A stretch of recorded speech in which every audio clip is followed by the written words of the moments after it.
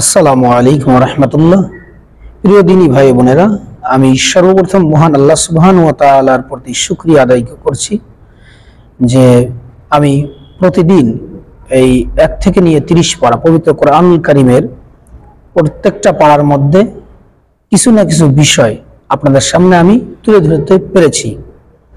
এজন্য আমি মহান রব্বুল আলামিনের প্রতি শুকরিয়া জ্ঞাপন করছি। আলহামদুলিল্লাহ, আল্লাহ আমাকে তৌফিক দিয়েছেন আমি আপনাদের সঙ্গে পবিত্র কোরআনুল কারীম পুরোটাই এখান থেকে গুরুত্বপূর্ণ আয়াতগুলো আপনাদের সঙ্গে শেয়ার করতে পেরেছি।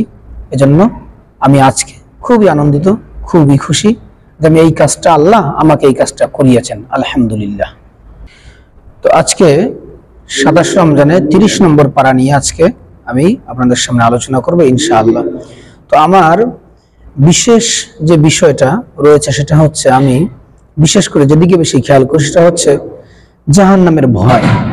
এই ভয়টা আমার ভিতরে বেশি কাজ করে, এজন্য আমি এই আয়াতগুলোই বেশি আমি আলোচনা করি। কারণ জাগতিক জগৎ কয়দিন, আখিরাতে কি জবাব দিব আল্লাহর কাছে, কি শাস্তি রয়েছে, পানিশমেন্ট রয়েছে, সেটা ভয় আমার বেশি। এজন্য সেই বিষয় নিয়ে আমি আলোচনা বেশি করি। তো আসুন, সূরা নাবার 21 নম্বর আয়াত আল্লাহ সুবহানাহু ওয়া তাআলা বলেন, ইন্না জাহান্নামা কানাত মিরসাদা। জাহান্নাম ওত পেতে থাকবে, অপরাধীদের জন্য ওত পেতে থাকবে। আল্লাহ বলেন লিত্তাগিনা মাআবা, এবং সেটা হচ্ছে যারা সীমা লঙ্ঘন করে তাদের জন্য এইটা। লাবিসিনা ফিহা আহকাবা, সেখানে তারা চিরকাল থাকবে।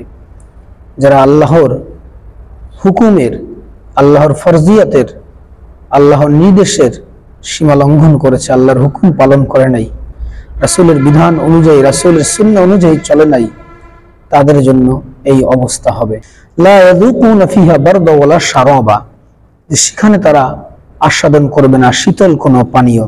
ইল্লা হামিমা ওয়া গাসসাকা, ফুটন্ত জ্বলন্ত পানি, পুজ, রক্ত, এগুলো তাদেরকে পান করানো হবে অপরাধীদেরকে। জাযাআও বিফাকা, এবং এটাই তাদের উপযুক্ত প্রতিফলন। ইন্নাহুম কানু লা ইয়ারজুনা হিসাবা, নিশ্চয়ই তারা কখনো হিসেবের আশা করত না। এর অর্থ এদেরকে এগুলো দেওয়া হবে এই কারণে যে কিয়ামত বলতে যে কিছু আছে, আখিরাতে যে হিসাব নিকাশ হবে, পুঙ্খানুপুঙ্খানুরূপে আল্লাহ হিসাব দিবেন, এটা তারা ভ্রুক্ষেপ করতো না, এটা তারা খেয়াল করতো না, এটা তারা তোয়াক্কা করতো না। এই জন্য তাদের এই অবস্থা করা হবে। সূরা নাজিয়াত আয়াত 36, অবুরিজাতিল জাহিম লিমান ইয়ারা, আর প্রকাশ করা হবে জাহান্নাম দর্শকদের জন্য। ফাআম্মা মান তাগা, যে সীমা লঙ্ঘন করে, ওয়া আসারাল হায়াতাদ দুনিয়া, আর যে দুনিয়ার জীবনকে অগ্রাধিকার দেয়, আখিরাতকে প্রাধান্য না দিয়ে দুনিয়ার জীবনকে অগ্রাধিকার দেয়, দুনিয়াটাকে সব কিছু মনে করে, তার জন্য রয়েছে এই জাহান্নাম। ফাইনাল জাহিমা হিয়াল মাওয়া, জাহান্নামই হবে তার আবাসস্থল। অপরদিকে ওয়াম্মা মান খাফা মাকাম রাব্বিহি ওয়া নাহান নাফসা আনিল হাওয়া, যে তার রবের অবস্থানকে ভয় করে এবং কুপ্রবৃত্তি থেকে নিজেকে বিরত রাখে। রবের সামনে দাঁড়াতে হবে এটা যে মনে করে, এটা যে ভয় করে, এবং নিজেকে সমস্ত খারাপ কাজ, অন্যায় কাজ থেকে, সীমালঙ্ঘন থেকে ফিরিয়ে রাখে। ফাইনাল জান্নাতা হিয়াল মাওয়া, জান্নাতই হবে তার আবাসস্থল। আবাসের 34 নম্বর আয়াত, ইয়াউমা ইয়াফিরুল মারউ মিন আখি, সেদিন মানুষ পালিয়ে যাবে তার ভাই থেকে। ওয়া উম্মিহি ওয়া আবি, তার মাতা, তার পিতা, সন্তান থেকে পালিয়ে যাবে। ওয়াসাহিবাতিহি ওয়া বানি, এবং তার স্ত্রী, পরিবার, পরিজন সবাই পালিয়ে যাবে। সবাই ইয়া নফসি ইয়া নফসি করবে, বলতে থাকবে আমার কোনো সন্তান ছিল না, আমার কোনো পিতামাতা ছিল না, আমার কোনো স্ত্রী ছিল না, আমার কোনো স্বামী ছিল না, আমি শুধু আমাকে নিজেকে নিয়েই আজকে ব্যস্ত। লিকুল্লি ইমরিইন মিনহুম ইয়াউমাইযিন শা'নুন ইউগনি, সেদিন তাদের প্রত্যেকের হবে এমন গুরুতর অবস্থা যা তাকে সম্পূর্ণরূপে ব্যস্ত রাখবে। উজুহু ইয়াউমাইযিন মুসফিরা, অনেক চেহারা সেদিন হবে উজ্জ্বল। দাহিকাতুম মুস্তাবশিরা, সহাস্য প্রফুল্ল হবে। উজুহু ইয়াউমাইযিন আলাইহা গবারা, এবং অনেক চেহারা হবে সেদিন ধূলি ধূসর, মলিন হবে, কুৎসিত হবে চেহারা। তার হাকুহা কথারা, সেগুলোকে আচ্ছন্ন করবে কালিমা, কালো হয়ে যাবে, কুৎসিত হয়ে যাবে। অপরাধীদের অবস্থা কুৎসিত হয়ে যাবে, এবং যারা জান্নাতি হবে, যারা মুত্তাকি হবে, যারা ঈমানদার হবে, তাদের চেহারা হবে হাস্যোজ্জ্বল, নূর চমকাইতে থাকবে। সূরা ইনশিকাক আয়াত 6, ইয়া আইয়ুহাল ইনসান ইন্নাকা কাদিহুন ইলা রাব্বিকা কাদহান ফামুলাকি। হে মানুষ, তুমি তোমার রবের কাছে পৌঁছা পর্যন্ত কঠোর পরিশ্রম করতে হবে, অতঃপর তুমি তার সাক্ষাৎ লাভ করবে। অর্থাৎ আল্লাহ সুবহানাহু ওয়া তাআলাকে পেতে হলে, তার সান্নিধ্য পেতে হলে কঠোর পরিশ্রম করতে হবে। দুনিয়াতে সফলতার জন্য যেরকম দুনিয়াতে কষ্ট করতে হয়, তেমনি করে আখিরাতে সফলতার জন্য এর চাইতে হাজার হাজার গুণ বেশি পরিশ্রম করতে হবে আল্লাহকে পাওয়ার জন্য, আল্লাহর সাক্ষাৎ লাভে। তবে মুমিন যারা, তাদের জন্য এটা সহজ হয়ে যাবে, কিন্তু মুমিন যে না, তার জন্য এটা সহজ হবে না। এজন্য এটা সহজ করার জন্য আমাকে আগে আগে থেকেই আমল করতে হবে। প্রত্যেকটা আমল যদি সুন্দরভাবে সহিভাবে আমরা করতে পারি, তাহলে আল্লাহ সুবহানাহু ওয়া তাআলার সান্নিধ্য পাওয়া আমাদের জন্য সহজ হয়ে যাবে। আম্মা মান উতিয়া কিতাবাহু বিয়ামিনি, যাকে তার ডান হাতে আমলনামা দেওয়া হবে, ফাসাউফা ইউহাসাবু হিসাবান ইয়াসীরা, তার হিসাব নিকেশ সহজেই নেওয়া হবে, তার হিসাব নিকেশ সহজ হয়ে যাবে। এজন্যই তো আমরা বলি আল্লাহুম্মা হাসিবনি হিসাবান ইয়াসীরা, হে আল্লাহ আমাদের হিসাব নিকাশ সহজ করে দিন। অপরদিকে ওয়ায়ানকালিবু ইলা আহলিহি মাসরুরা, সে তার স্বজনদের কাছে প্রফুল্ল চিত্তে ফিরে যাবে। ওয়া আম্মা মান উতিয়া কিতাবাহু ওয়ারাআ যাহরি, আর যাকে তার আমলনামা তার পিঠের পিছন দিক থেকে দেওয়া হবে, ফাসাউফা ইয়াদউ সুবুরা, সে অবশ্যই তার ধ্বংস ডাকবে, অর্থাৎ সে জ্বলন্ত আগুনে দগ্ধ হবে। সূরা ফাজর আয়াত 23, ওয়াজিআ ইয়াউমাইযিন বিজাহান্নাম ইয়াউমাইযি ইয়াতাযাক্কারুল ইনসানু ওয়া আন্না লাহু যিকরা, আর সেদিন জাহান্নামকে আনা হবে, সেদিন মানুষ স্মরণ করবে, তখন এ স্মরণ তার কি কাজে আসবে। ইয়াকুলু ইয়া লাইতানি কদ্দামতু লি হায়াতি, তখন সে আফসোস করে বলবে, হায় আমি যদি পূর্বে এই জীবনের জন্য আমি যদি কিছু পাঠাইতাম, কেন আমি অগ্রে কিছু পাঠাইলাম না।